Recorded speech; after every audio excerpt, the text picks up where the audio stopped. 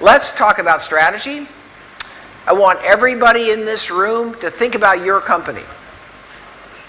And as we're talking, this is not a theory. This is about how to think about your own business and how you're developing, how you're thinking about it, the choices you're making, what choices you're making. So let's use this as a working session, and then over the course of the day we're going to hear from a number of other companies that are doing really interesting work. Hopefully we'll cumulatively, as a result of all of this, I think we'll all enrich our understanding of this very, very fundamental topic, strategy. Now, what have we kind of learned about how to think about strategy? Well, I think what we've learned is that the instinct that most leaders have about success, and most people actually have about success, is dangerous, is potentially distracting. What I find is that when you ask a company what success looks like, the answer that you get, I get a lot, is, well, I want to be the best company in my industry.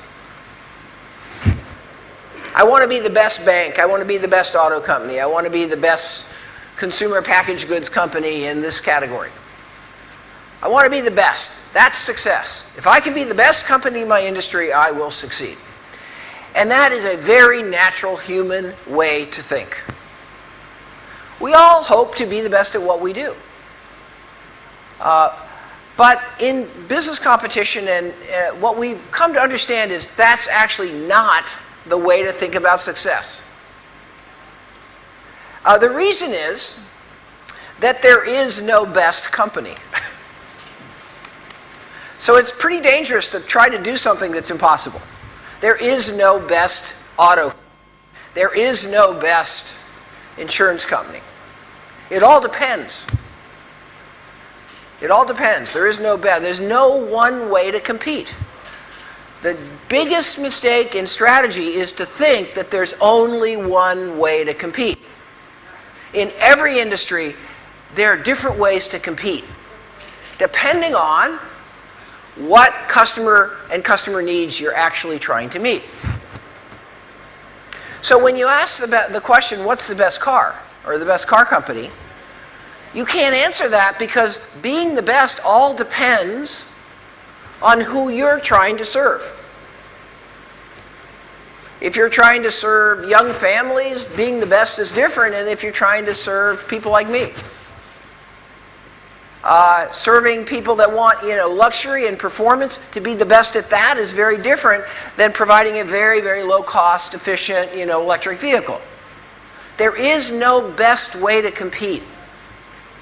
There are lots of good ways to compete depending on who you're trying to serve. So the number one principle of strategy is, don't think this way. Instead, what you want to think about is, how can I, in my company, be unique? How can I create unique value for the set of customers I choose to serve? Strategy is fundamentally about choice. It's making a set of choices, and the most fundamental choice is, who am I trying to serve? And one of the worst mistakes in strategy is to try to serve everybody. You can't meet the need of every customer. You just can't do it. It's impossible.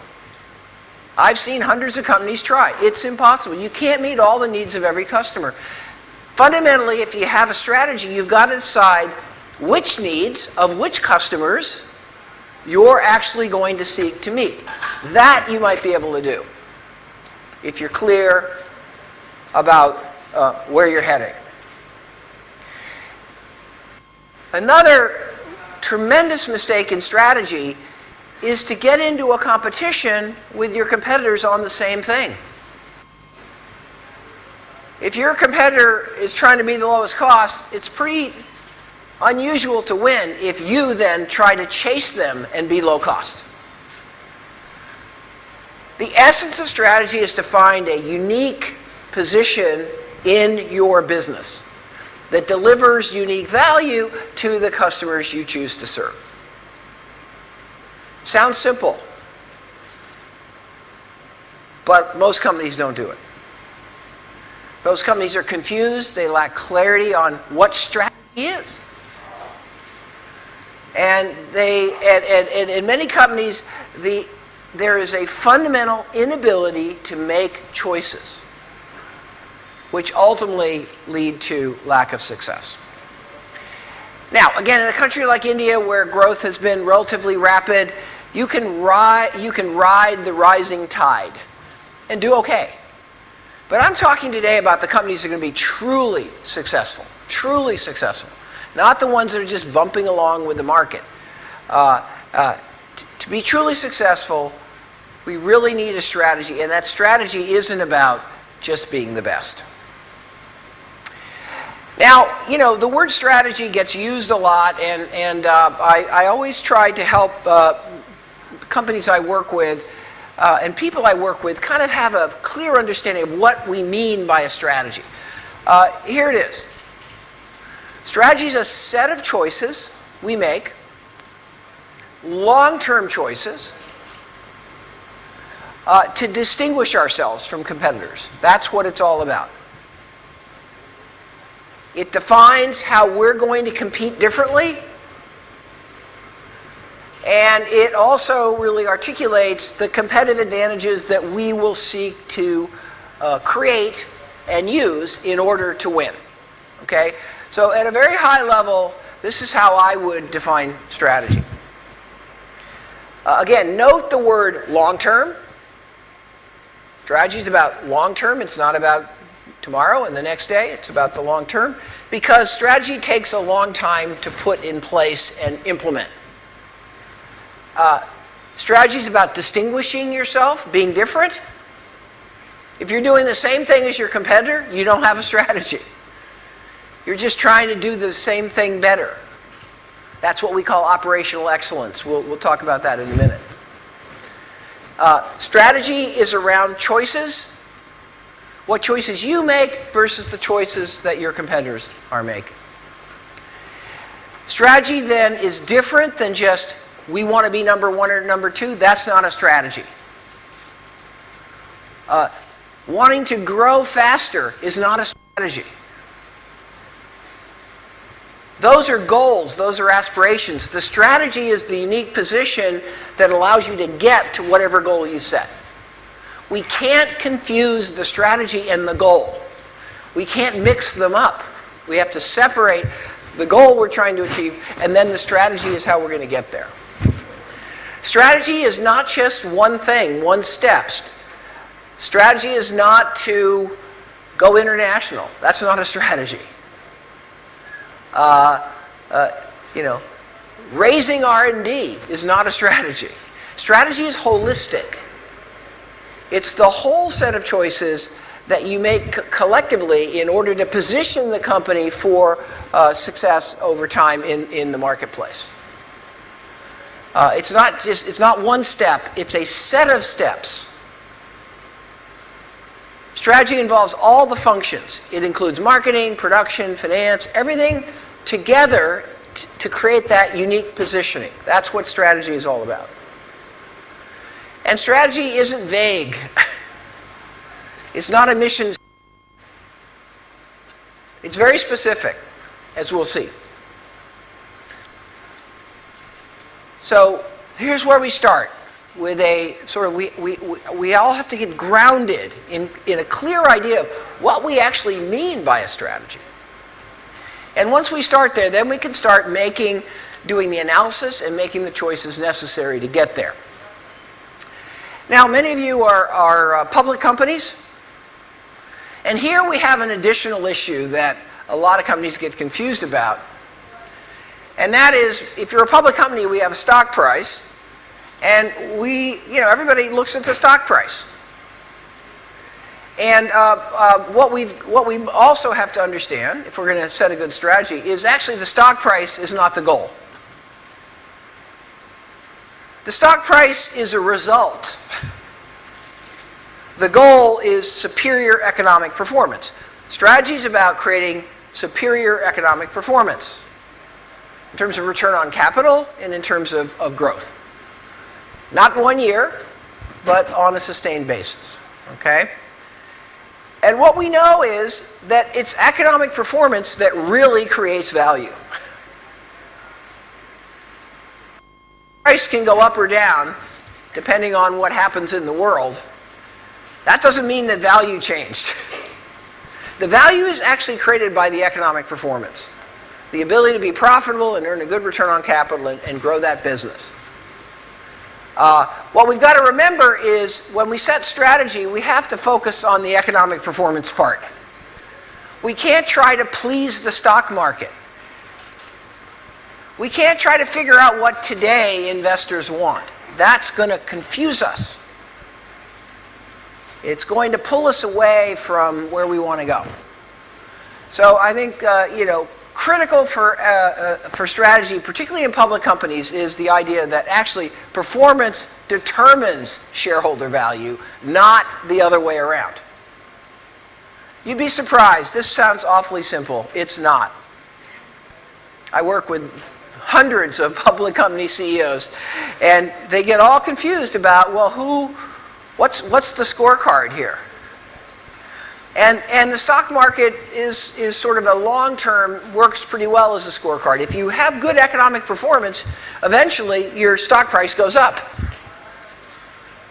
But in the short term, stock price is a lousy way of judging success.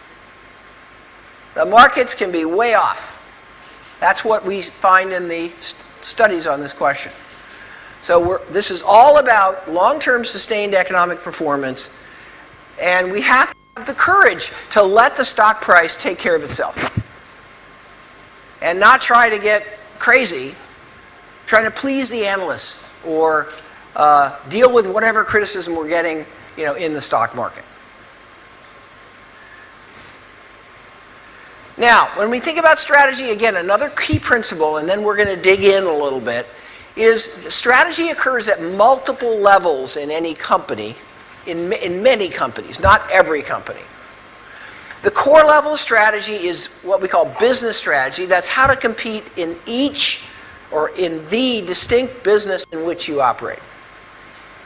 So here, if you're in passenger cars, you'd have a strategy for passenger cars. That's business strategy. But in many companies, there's another level of strategy, which is what we call corporate strategy. And that has to do with the overall strategy of the diversified or multi-business company. We got a lot of conglomerates. I don't like the word conglomerate.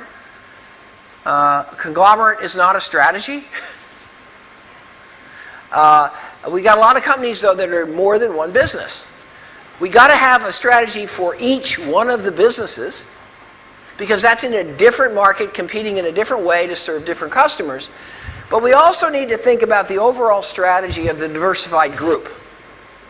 And that is a very different animal. And there's a new set of principles or a different set of principles for thinking about that. Again, I find a lot of confusion. A lot of companies mix these up together. Corporate and business get mixed up. That's a mistake. We've got to keep these levels separately, and we'll talk about these briefly as we have time. Now let's talk about business unit strategy, and I'll go quite quickly because, again, I'm hopeful that most of you are pretty well grounded in the key ideas here. So what we understand is in a business, a particular business, the drivers of success and the key elements of strategy have to do with the industry itself, the business itself, and the position we choose to occupy in that business. Strategy is both together. Okay?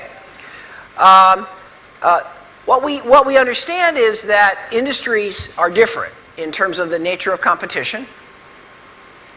And we got to understand our industry. We got to understand how it's competition is evolving, where it's heading, and what kind of competitive dynamics are we going to have to contend with. We've got to understand that business by business.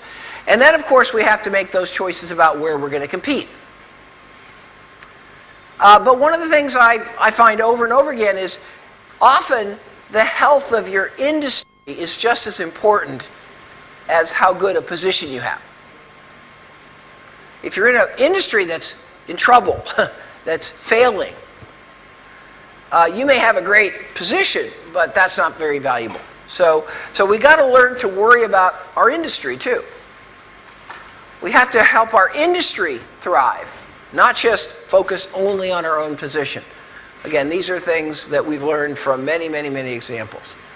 In terms of industry analysis, hopefully everybody finds this familiar. After 20 or 25 years of work, we have overwhelming evidence that really industry competition is driven by these competitive forces that we introduced many years ago now. Those competitive forces collectively drive the fundamental attractiveness of the industry, the average profitability of the industry. Here's a simple example in the heavy truck industry in our country. Very difficult industry. If you look at this industry, you see a lot of competitive forces that are challenging. We have a lot of vicious competition on price among the truck manufacturers.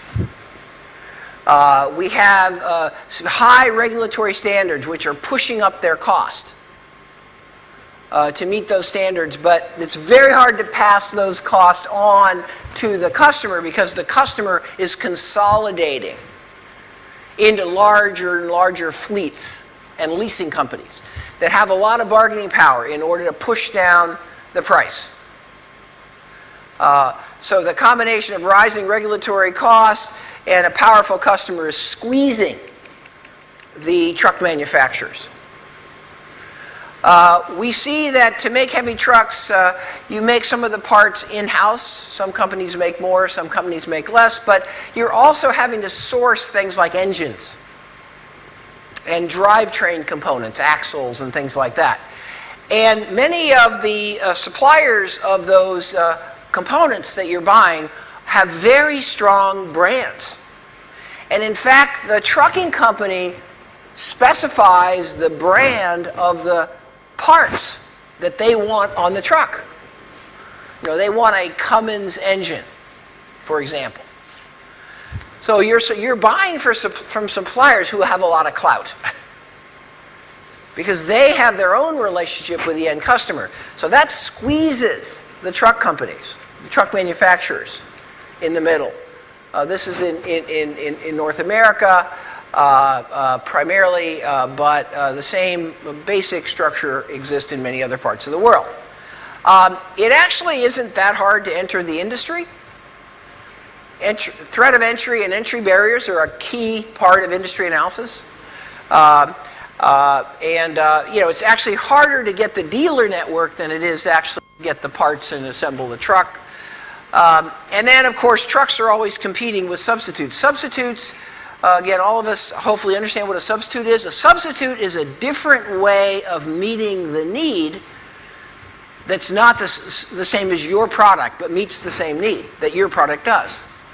So if you're a truck manufacturer, the customer doesn't need a truck if they're going to use the railroad, or if they're going to use water transportation. So particularly, as railroads have been a real tough competitor for trucks over the years. Okay, so this is a classic example of industry analysis. It's something that is timeless.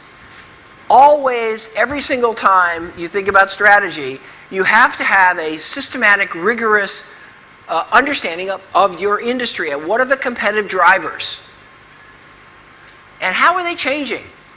Are they getting worse? Are they getting better? Where's the new competitive force coming from? that you're going to have to deal with if you're going to win in that particular industry. Here's another example of an industry, industrial gases. This industry makes oxygen, hydrogen, argon, all these industrial gases that are increasingly used in production processes in all kinds of other industries. And your first look at this industry says, oh my God, this is a pretty tough industry. Because I'm selling industrial gases that are commodities. Hydrogen is hydrogen. How can I ever make money just selling a commodity gas? Particularly when I'm selling to a lot of customers who often have bargaining power. They're big manufacturing companies. Industrial gases are made with feedstocks like petrochemicals, and I have no control over the price of the feedstock. So if the feedstock price goes up, I'm in trouble if I'm selling a commodity gas. Again, not so good element of the industry.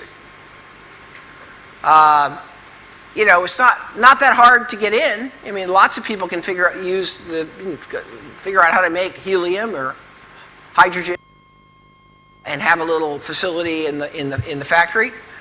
And many of the customers decide, well, this is not something I want to buy. I want to make my own industrial gases in-house and make them right in my factory, right on the production line. Okay? So again, here's an industry. Your first look says, not so good. I don't want to play here. That's your first instinct. But again, what we learn about industry analysis is we've got to be sophisticated. We can't just take the superficial look at the industry. We've got to dig down a little bit. And if we dig down in this industry, what we've learned is actually it's quite an exciting and interesting industry. In fact, the companies in this industry have done very well. And the reason is that if the superficial look doesn't really get at the true industry structure. So just an example is probably the most interesting thing about the industry is that the costs of transportation are very high. To move gas from your plant to your customer takes a big truck. It's very expensive to ship. It's got to be shipped under pressure, and you have to kind of have a big tanker truck, and it has to go to the customer site, and it has to unload the gas through, pumping it into the tank there. And transport cost means that in order to be efficient in this industry, you have to have density of customers. So if you have only one customer in Mumbai, and you have to drive all the way to Mumbai for one customer, and spend all that money to drive that truck full of helium here, and you get to offload a little bit for one customer, your costs are going to be very high. But if you come to Mumbai and you have 17 customers, and your truck goes from one to the next, and they're all close by, then actually that makes your business super efficient compared to the guy who's only going to deliver to one or two customers. Transportation costs take a very superficially lousy industry and make it into a very attractive industry. Because all of a sudden, if you have a dense group of customers in a given market, it's almost impossible for your competitor to attack you. It's just too expensive. They'll never be able to afford to win those customers. And it creates a lot of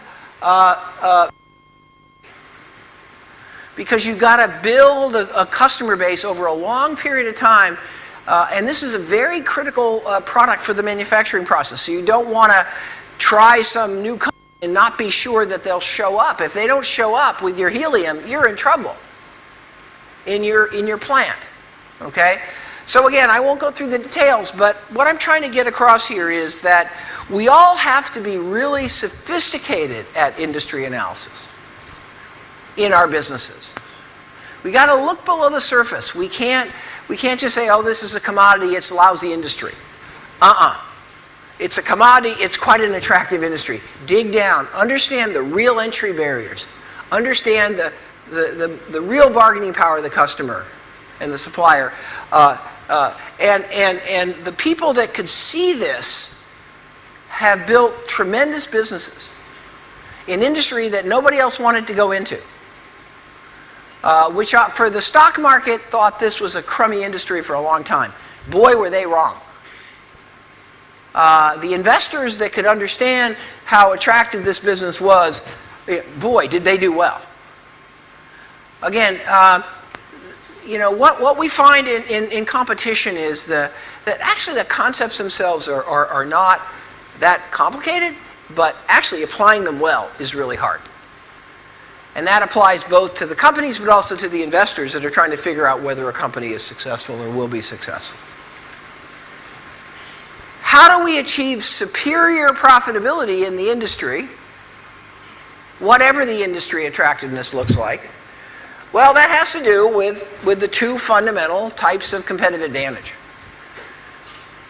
And this never changes and never will change. There's only two ways to get an advantage. One is to differentiate yourself, do something better, customer will pay you more for it.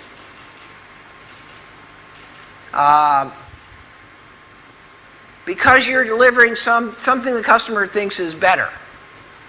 It could be design, it could be image, it could be functionality, it could be service, it could be almost anything. But, competitive advantage number one is differentiating and getting a higher price. And if you're differentiating, you better get a higher price. Because if you're not getting a higher price, then you have to, are we really differentiating? If nobody's willing to pay us extra, are we really better? And that's a kind of a tough, honest question we have to ask ourselves. The other kind of competitive advantage is lower cost.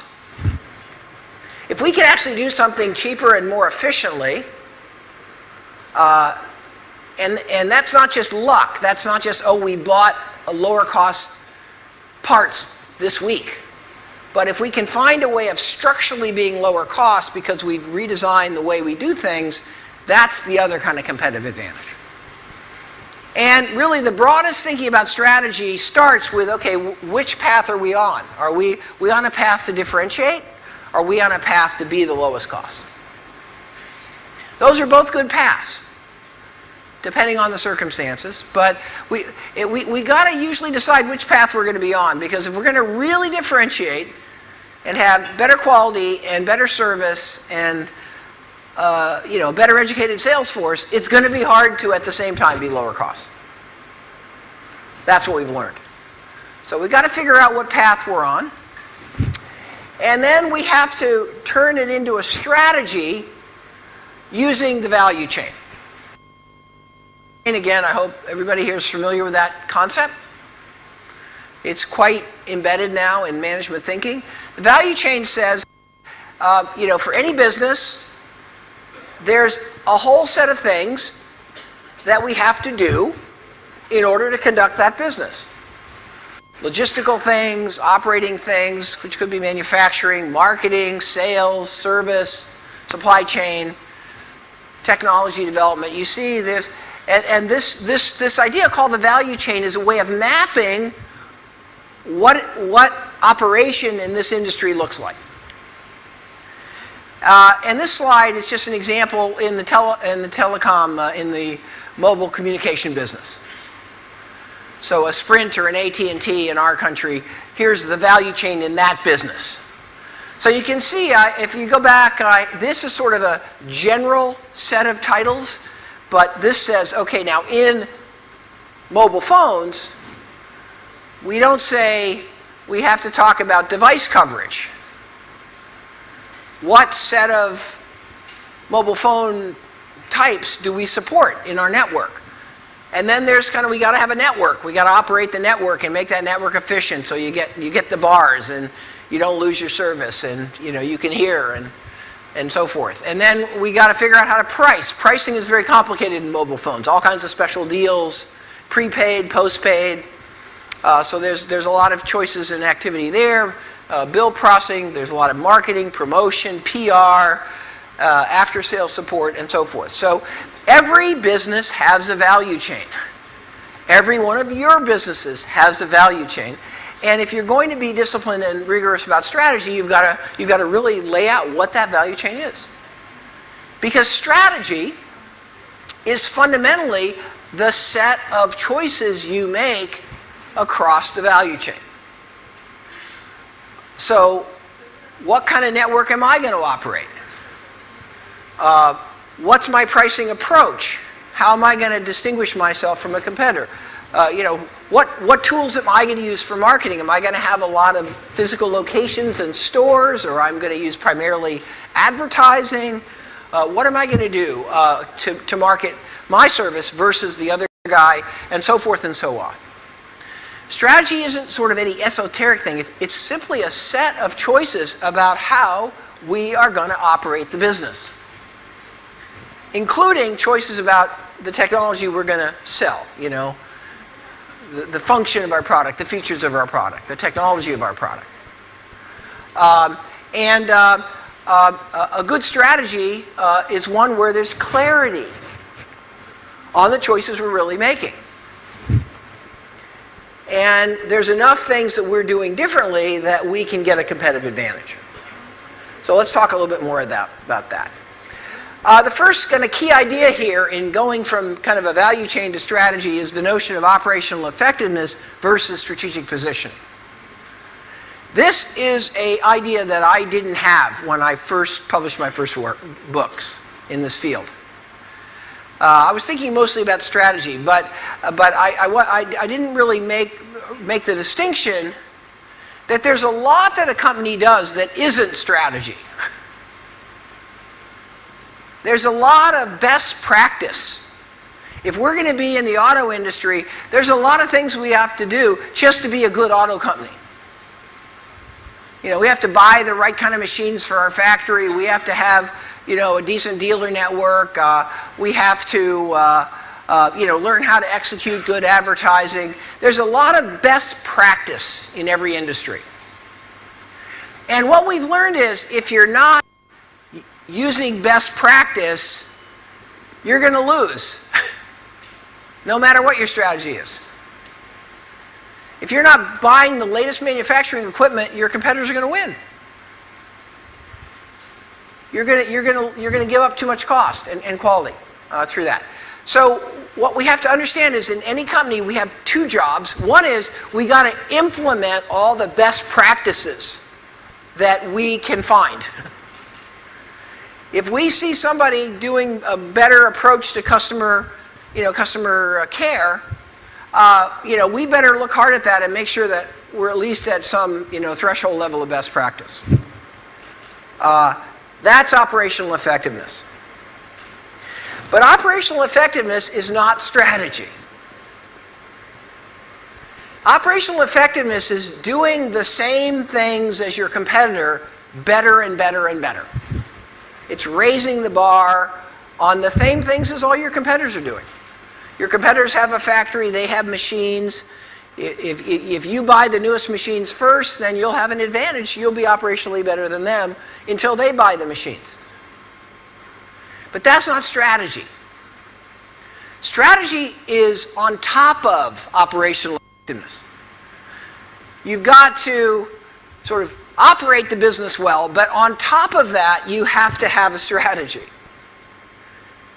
And that strategy is building on the best practices, but then including the choices that are going to define your uniqueness in the business. Both of these things are important. If we're just sloppy and not enhancing our operational effectiveness, we're going to lose, no matter what strategy we have. But just being operationally effective is not going to get us to superior performance because all our competitors are going to be implementing the same best practices as we do. So if we really want to win, we've got to do both. And we've got to make sure that we're clear about what we're doing. And this is a very important distinction. The question I used to get all the time, 15 years ago, 10 years ago, can you be both low cost and differentiated at the same time? And the answer is usually you can't. But the cases that look like you're doing that are cases where the competitor has lousy operational effectiveness. Then you can be both low cost and differentiated. But if you've got a good operationally effective competitor, then to differentiate or to be lower cost, you're going to have to make real choices. Okay? And you're not going to be able to do those both at the same time probably. You're going to have to decide which path you're on. Am I on the path of differentiating? Am I on the path of being the lowest cost producer? To have a successful strategy, we've come to understand that the process involves, these basic conditions. Number one, to have a truly successful strategy, we have to define a unique value proposition. We can't just be trying to do the same thing as our competitors are trying to do. We have to be doing something unique, and that involves serving a different set of customers. We're going after the large industrials. Our competitors are going after the medium-sized, smaller companies. That's one part of the value proposition. What customers are we actually trying to serve? Again, so many companies, the customers they have, they sort of got by luck. But one of the most important ideas and strategies, you've got to choose your customers. You actually have to choose who you want your customers to be. And if you choose, I want all customers, I want to serve every single customer, that's usually not a good choice. Because customers have very different needs. Particularly in a complex economy like this one. Another question you've got to ask is, of the customers I choose to serve, which of the needs that they have do I want to actually meet uniquely well? Again, a lot of companies just fall into the idea that anything the customer wants, I'm going to try to provide. But actually, most great strategies don't do that. Or at very least, they're very specific about which customer group, and then they say, okay, I'm going to go after this customer group, and I'm going to then really meet all their needs. But the idea that we just try to meet all the needs that anybody ever comes and asks us to meet, that's usually not a good strategy. And then we're going to have to make that choice about pricing. Are we going for a premium price? Are we trying just to match the other guy? Are we going to offer a discount because we think we're going to be more efficient and able to sustain that discount and still make good profits? This is a company that's on its way to India. I don't think it's actually opened yet. It's been struggling to get into India, like historically a number of companies have had to do. This is one of the most extraordinary companies in the world in the area of furnishings. IKEA, some people call it IKEA. It depends on, are you speaking more Scandinavian? Are you speaking more American? And this is a company that sells home furnishings. And this is kind of a great strategy example. Strategy starts with a unique value proposition. And what you see here is kind of a sort of simple description of what their value proposition is. Who are the customers that they really are seeking to serve? And what are they delivering those customers in terms of products to meet those needs? And where are they pricing? Okay, so I won't read this, but just take a quick look at that. Okay, and the interesting thing about this value proposition is nobody had ever seen this before, this company. Nobody had ever segmented customers in this way. Nobody had ever thought about customers with relatively small living spaces before. This was an innovation in thinking about segmentation. And a lot of great strategies involve this new way of looking at customers and segmenting customers, like these guys did. Also, this strategy was a real breakthrough in kind of operations for a furniture company. And we'll talk about that in a minute. Here's another great strategy example. Remember I talked about heavy trucks earlier and how difficult an industry it was. The average profitability not so good. Well, here's the company in the industry that is the premium, superior, high profitability company. It's called PACCAR. It's quite a global company. And you sort of see what their value proposition was. So IKEA was about really low prices. This company is about a premium. We're going to get a premium, 10%, for our trucks. Because our trucks are not going to look like our competitors' trucks, we're going to have a strategy about customization, cost of operation, that will allow us to actually differentiate. But not for all. This is a wonderful strategy because this company figured out that the big customers in the industry weren't the customers that were the good customers for them. They actually figured out that the small customers, the people that owned one truck and drove that truck for their living, that was the really interesting customer in this industry. So they built a whole strategy around this narrow group of customers. About 25 to 30% of all the customers that buy trucks buy one or two trucks. And they often drive their own truck. Okay? Second test of a great strategy, again, think about your own company here. A distinctive value chain. If you don't operate the business differently, your value chain isn't going to be real. You got to have a different operating model that aligns with your positioning. Okay? So if we take IKEA, and I won't go through this, if you look at how they operate their company compared to all the other companies in their industry, they do it differently. They have a different value chain. Their stores look different. Their customer service looks different. Their logistics looks different. And it's all aligned with that value proposition. Their breakthrough idea was that they wouldn't, they sell not fully assembled furniture, they assemble parts. They sell parts in a box. So when you go to IKEA, you walk out with a box in which there are the parts of the furniture you just bought. And you get the opportunity to actually take the furniture home yourself.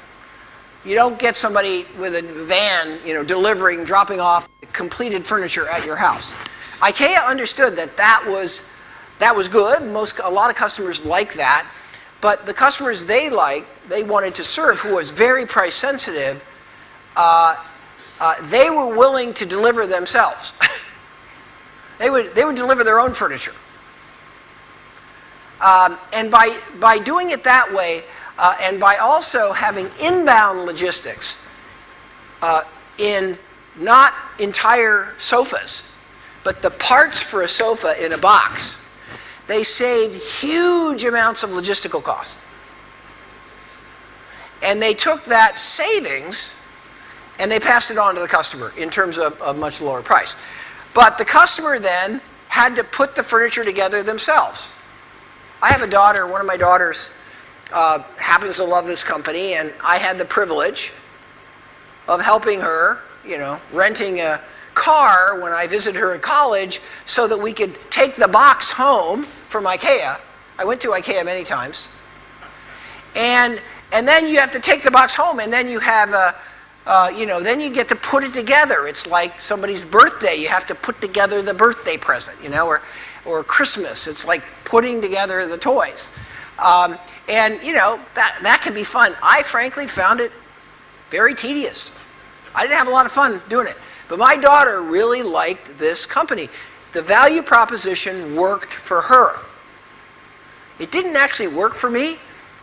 In fact, I pretty much hated every minute I was in that store. I didn't like the service. There is no service. They deliberately organize the store so you get lost. And you can't get out. When you're checking out, you have to go to these big, huge racks, and you have to pull down the box of what you're buying. And schlep the box, to the check-in counter, and then pay your bill. And then you have to take the box out and load it in your car, and then you have to drag the box up to the apartment of your daughter, in my case. And then you get to spend 30 or 40 minutes trying to figure out how to put the thing together. Not a good idea for me. My daughter loved it. It met her needs for reasonable price. They have very nicely designed products and style products, very Scandinavian, but they're very low cost. They're really high quality, really low cost. That worked for her. And this tells you something very important about strategy. And that is that one of the things a great strategy does is it doesn't please every customer.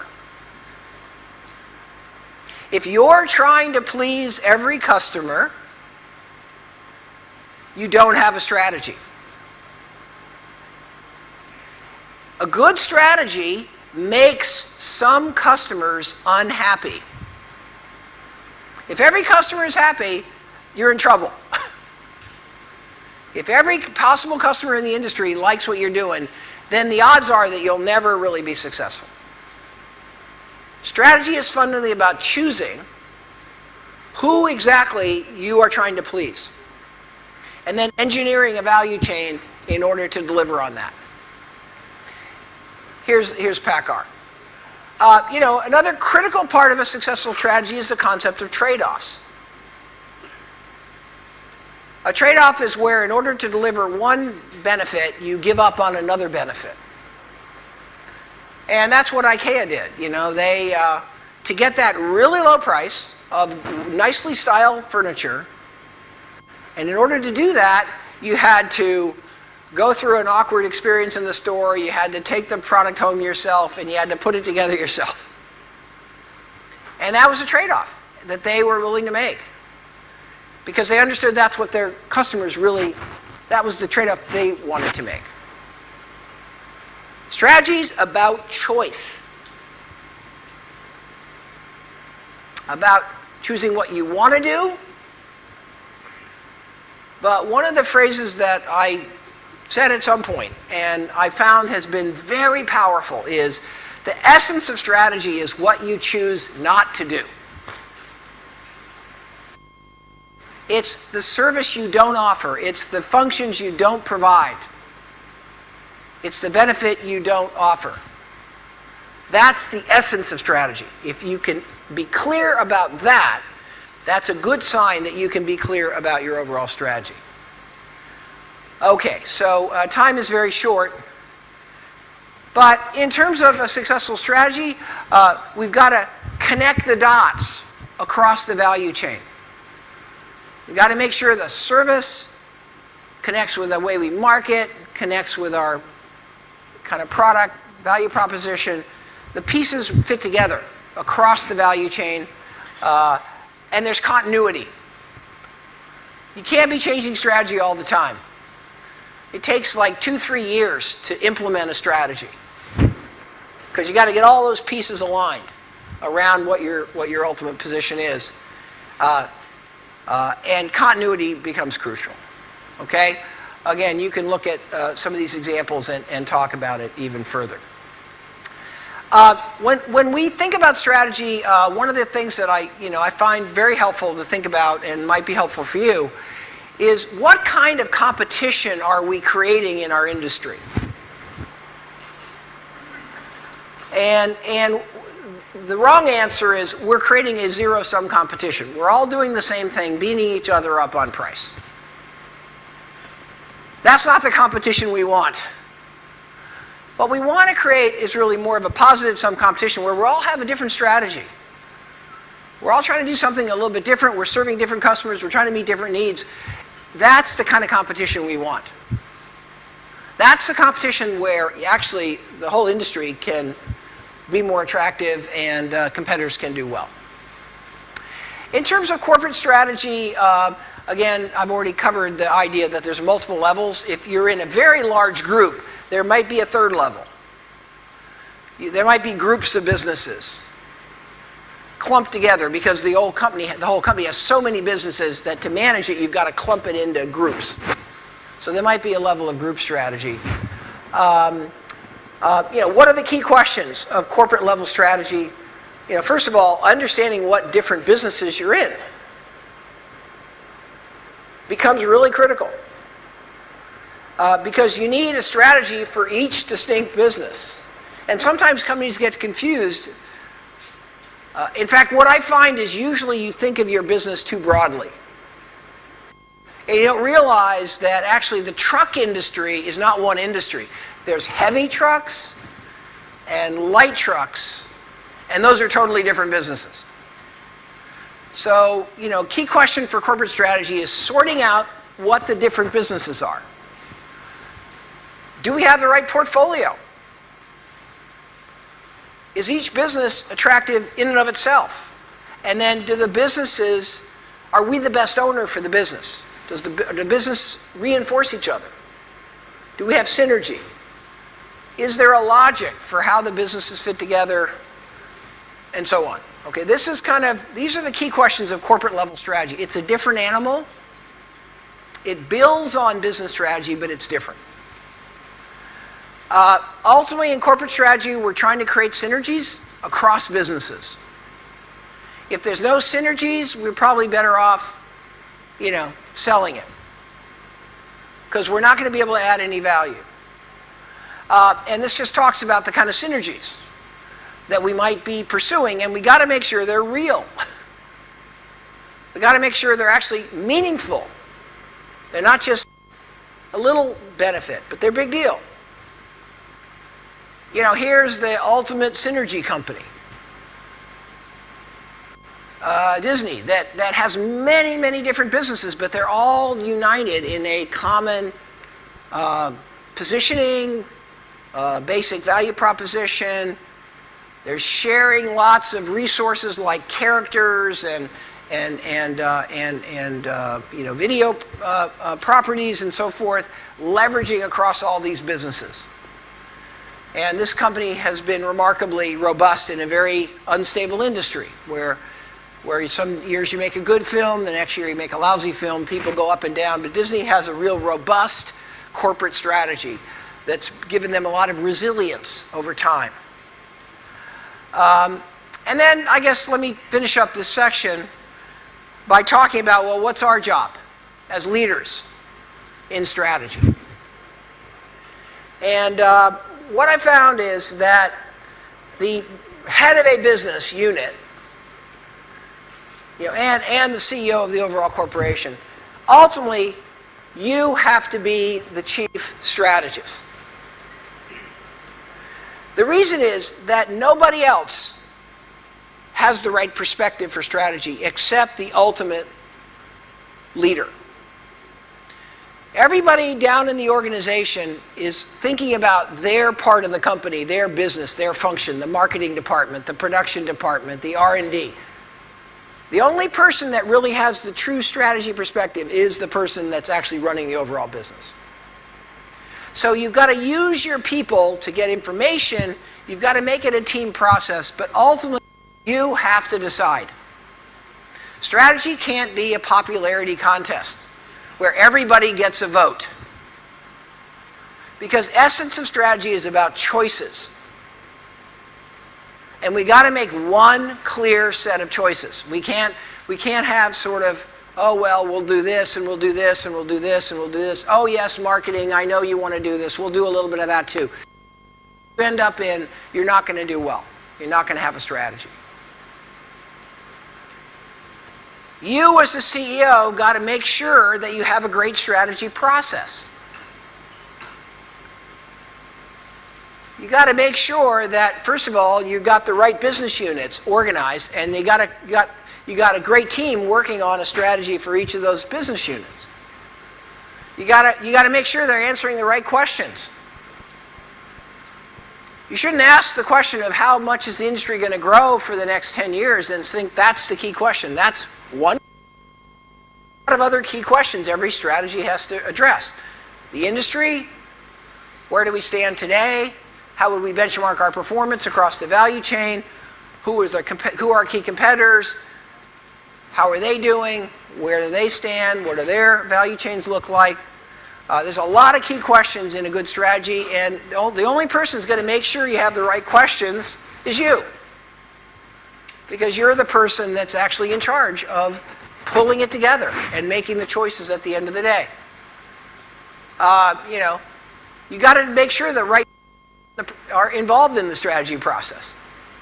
That's your job as a leader. And what we know is strategy has to be done collectively by the multifunctional team. We create strategy to each functional department and let them do the production strategy and the marketing strategy and the service strategy. That never works. We got to get those people together doing the strategy together, because all those pieces have to fit together. There's no such good marketing. There's only good marketing for a particular strategy. So we can't let the marketing guys go running off and do good marketing.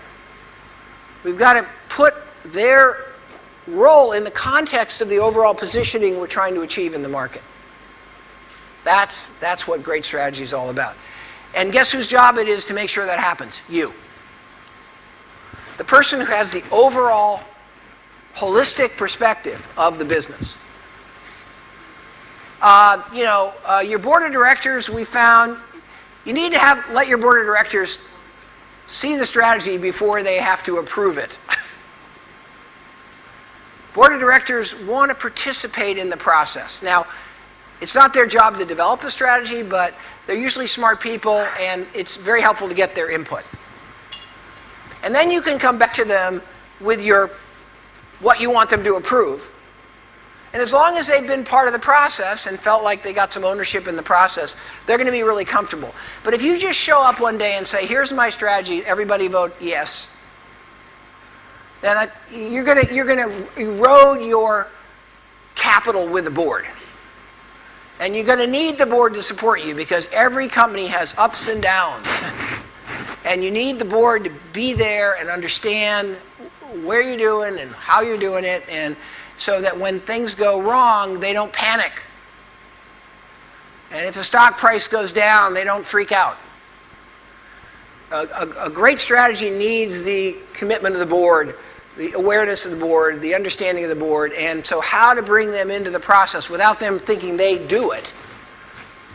That's your job as a leader. And depending on your company and how serious your issues are, you've got to calibrate how much you want to play directly in the process versus sort of oversee the process, and that really depends on the situation. If you got a real turnaround, you're going to have to lead the whole process. If you've come in a really bad situation, you're just going to have to lead the whole thing. Don't delegate it to strategic planning. If you're in a pretty stable company and you got a good team, then your job is really to set the right process up and then check in and see how they're doing. One of the things we've learned, I've done a lot, I've trained now probably 350 of the top CEOs in the world. They come to Harvard for a boot camp. We call it the New CEO Workshop. And when a CEO gets appointed, we invite them, and we have about a dozen, 2 or 3 times a year, come together as a group, and we go through, okay, what do you have to do to be a successful CEO? And we know a lot about that. And we go through that process. And one of the things we do in that workshop is we talk a lot about why a great leader doesn't want to have to reject the work of his team or her team. And the worst thing you want to have to reject is the strategic plan. People do a lot of work, they think very hard, they get themselves all excited, and they come together with a great plan, and they present it to you. The worst thing that you have to do is say no. Because if you reject that plan, first of all, it's a reflection that you created a lousy process. The wrong people, the wrong questions. It's also a sign that you didn't check in to see if they were moving in the right direction. You want to make sure that they're thinking the right way, they're on the right path. Encourage them to, don't do it for them, but check in. What you want to do in a strategy process is you want to be really happy and say, that's a great work, that's great work. And then you're going to motivate your team to really be responsible and to really move the business forward. But if you reject their strategy because you didn't really pay much attention to what they were doing and you're just having the meeting, at the end of 6 months, then what's going to happen? You're going to have to do it. Everyone of your team is always going to want you to approve anything before they do too much work on it. They're going to create dependence on you as the leader. So, as a leader, one of your most critical jobs is to essentially create the right processes to allow your team to succeed. And check in. So that if people get off on the wrong track that you're not comfortable with, you don't have to reject their work at the end. What you want to do as a CEO is you want to celebrate the work of your team. You want to celebrate the strategy that they've come up with, that you're comfortable with because you were there and you orchestrated the process and you checked in and you gave feedback and the group learned and here we are with something great. That's what strategic leadership is all about at your level. The people, most of you in this room, are at that level. Okay?